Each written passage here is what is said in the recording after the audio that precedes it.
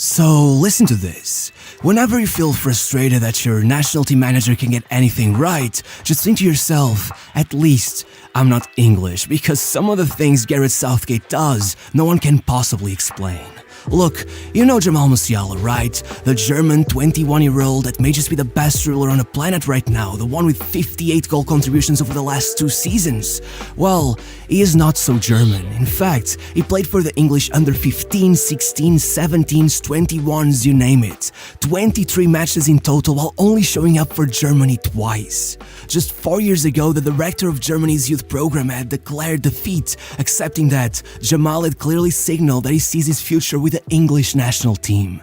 Gareth Southgate had an open goal chance. He just had to make a couple calls, bring the kid over for a friendly or two, and it was all over. Yet, somehow, just 6 months later, as England had to face Germany for the 2020 Euros round of 16, Musiala was standing on the other side of the pitch. And before you come at me saying that no one could be sure Musiala would turn out to be this good, be real for a second.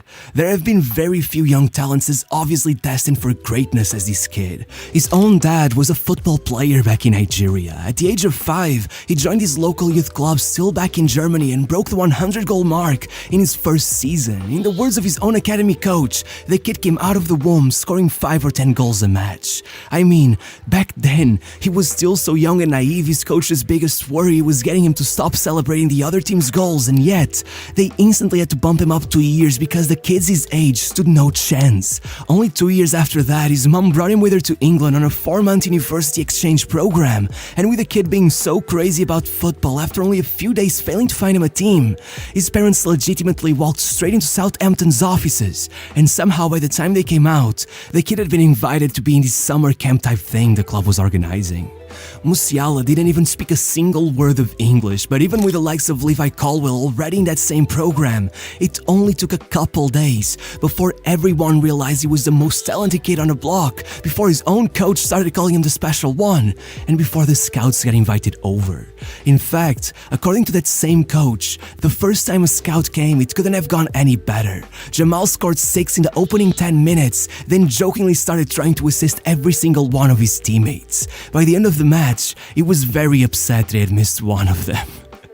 A week later, Southampton had already brought him in for a test match, and even then, Musiala proceeded to score more than 10 goals in the space of an hour or so. From there on out, the club's mission was to try and hide the kid long enough to convince him to sign a long-term youth contract, but only a few weeks later, there were Chelsea and Arsenal scouts on the stands. It was all supposed to be just a 4-month stay while his mom got some university work done, and now their phones wouldn't stop ringing. In her own words, "We couldn't believe it. We were simply overwhelmed." When Jamal heard that Chelsea were inviting him to take a tour of their academy, he started crying. For him, it was a huge honor just to be invited. Suddenly, the kid was training at Cobham, only a few pitches away from the likes of Drogba and Lampard. Obviously, Southampton had completely lost the race. He could even find his old coach desperately asking everyone on Facebook how they could convince the kid to sign for them, but before any team had managed to do so, his mom's interchange program was over and now they had to go back to Germany. But really, do you think there was any chance Chelsea was gonna let go of this? Less than a half a year later, the family was already moving permanently to London. As the mom said, "It's a step into the unknown. We definitely packed our bags with mixed feelings. You never know how things will turn out, if Jamal will fit in, if he'll like his school. But well, I know it's easy to say now, but I think it all turned out pretty well." Before you knew it, Musiala was traveling all across Europe with the club, either scoring screamers in Poland, taking top scorer awards in Madrid, or at one point, impressing so much in a Belgian tournament that he and his teammates got invited to Downing Street to meet the Prime Minister himself. Remember, this kid was still in primary school at the time. Speaking of which, Musiala was what they call a model pupil, the kind of kid who signed up for any extracurricular he could find. He was in the chess club, he practiced martial arts, and let me say, he was impressively good at them, but of course, he also had to join the school's football team, and that was just kind of hilarious because with him there, they were making it to the final stage of the EFL Kids Cup every year, which is no small feat. Not only were there over 1,000 schools in the running, but whoever made it was partnered with a Premier League club, meaning that that, on one hand, there are pictures of baby Musiala going around breaking ankles in a full Fulham kit, and on the other, well, the first time he won it, he did it while playing at Anfield, getting handed his top scorer and player of the tournament awards by Jordan Henderson and Dirk Kuyt. And the year after that, it got even funnier. The final was at Wembley, and when Jamal Musiala got there, he looked his PE teacher in the eye, asked him what players had scored hat-tricks at that stadium, and told him, well, I'm gonna score one too. And not only did he go ahead and score 4 instead, but he did it with Gareth Southgate watching him from the stands. In fact, once they won, part of their reward was a training session with him. The man had been aware of Musiala's existence since the time he was 10 years old, and he still managed to fumble the chance to call him up. But regardless, even if Southgate couldn't spot a talent if it smacked him in the face, everyone else seemed well aware that this kid wasn't normal.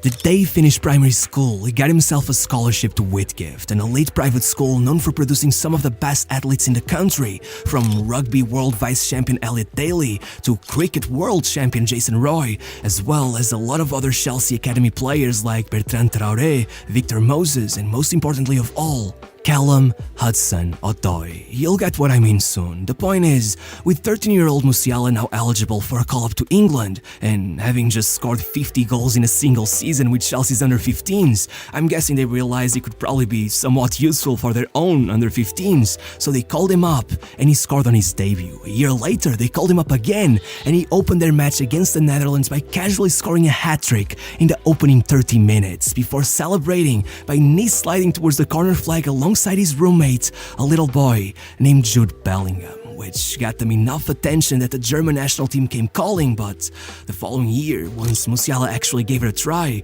he went and played 2 matches back in his home country, but as much as he felt honored that they had invited him, he felt like an outcast. England had truly become his home, so he went back. But there was a problem. 3 years before, 51% of the English population had voted in favor of leaving the European Union, and with everyone at the time being convinced that March 2019 would be the date Brexit would finally take place, Musiala's immigrant parents began feeling less and less comfortable with their situation, and right then and there, it happened. Bayern Munich, the biggest club in Germany, the one Musiala supported as a kid, had been scouting none other than Callum Hudson-Odoi, who, as I just mentioned, not only played at the same club as Musiala but went to his same school, just 2 grades above him. They didn't just know each other, they were friends, meaning that once Callum's brother and agent Bradley met up for talks with Hassan Salihamidzic, Bayern's sporting director, they mentioned Musiala's name over and over again, and with their under-16 manager having been obsessed with Musiala for over 4 years, ever since he had spotted him in a friendly trip to London with his previous club FC Augsburg.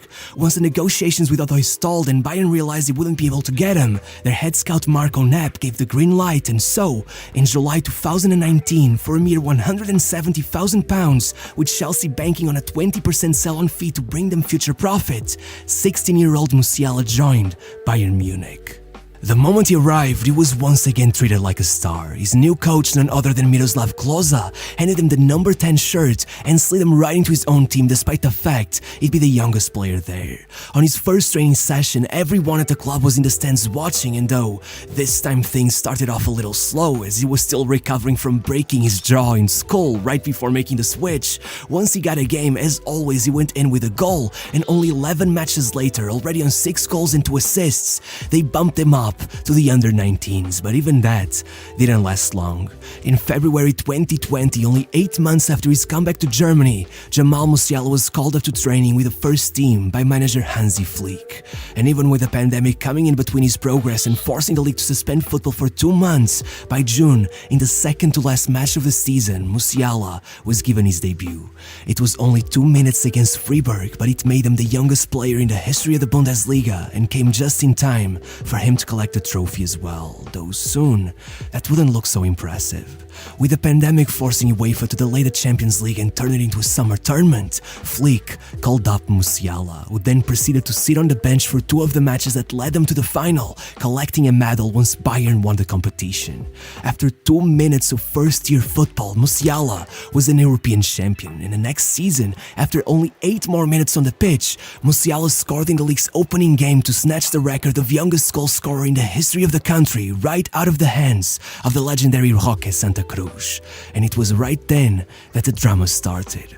No matter how much his German teammates hounded him, telling Musiala over and over again that he should drop England and represent Germany instead, that year he went on to debut for England's under-21s, leading the German Football Association to announce that they had stopped pursuing him, claiming they wished him the best of luck in his sporting career and accepted his decision, which might have been true, except for one man, Joachim Löw.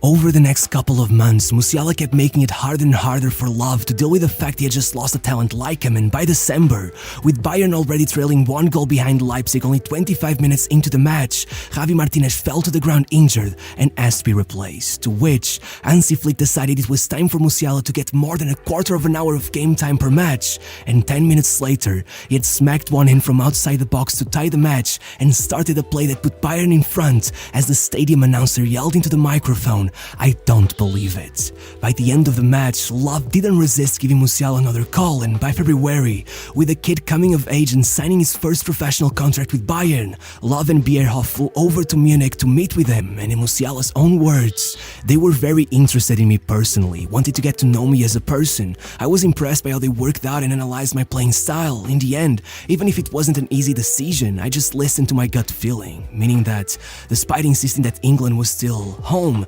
Musiala admitted that even then his German wasn't perfect. The same kid who just a few years back had captained his English teammates in a match against Germany had now announced that he would be representing the Bavarians instead. The very next month, he was already debuting in the World Cup qualifiers, becoming the youngest German to play for the national team since Uwe Seeler. Meanwhile, despite the fact that even Nigeria's national team manager had made sure to meet with him that very same year in a last-ditch effort to get him to represent his father's country, when Southgate was asked about it, not only did he admit that the last time he had met with him was way back in the AFL Kids Cup when Musiala was like 10, but he acted like there was nothing he could have done.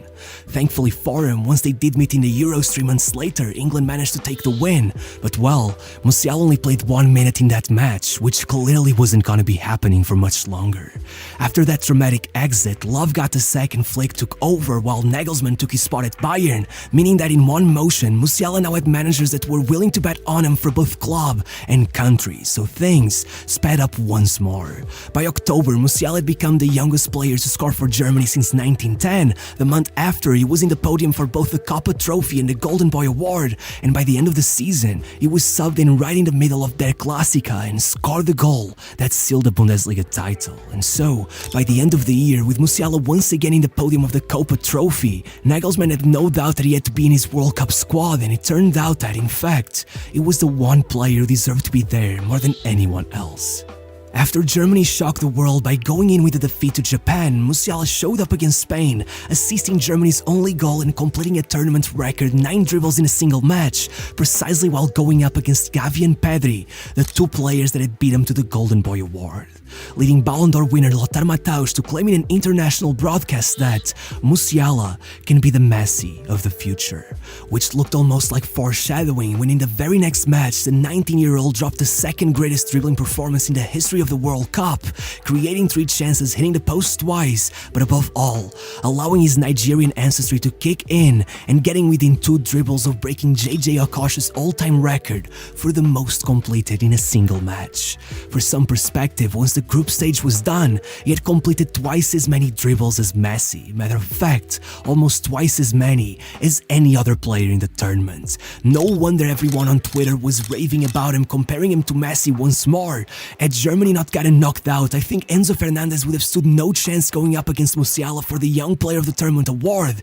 He had outperformed everyone so much, the FA voted the 19-year-old as the national team's Player of the Year, and by a huge margin. Regardless, if that wasn't enough, then Musiala brought his game to a whole new level, dropping a perfectly balanced 16 goals and 16 assists in just 3,000 minutes, closing out his year by scoring an 89th minute match winner in the very last match of the season to snatch the title right out of the hands of rivals Dortmund and his old friend Jude Bellingham, as they were already celebrating the title with the fans. It was one of the most legendary endings to a season in the history of European football, and Musiala was front and center, but even though that earned him a nomination to the Ballon d'Or, he still lost out on the Golden Boy once again, this time to Jude Bellingham. But now, 6 months later, with England struggling at the Euros, Musiala scored in every match so far and is partnered up with Florian Wirtz to make Germany, at the eyes of some, the favorites to take the title. And I can already see him taking the Player of the Tournament award with Bellingham watching from home. And one thing is sure, choosing Germany over England is looking like a better decision each and every day.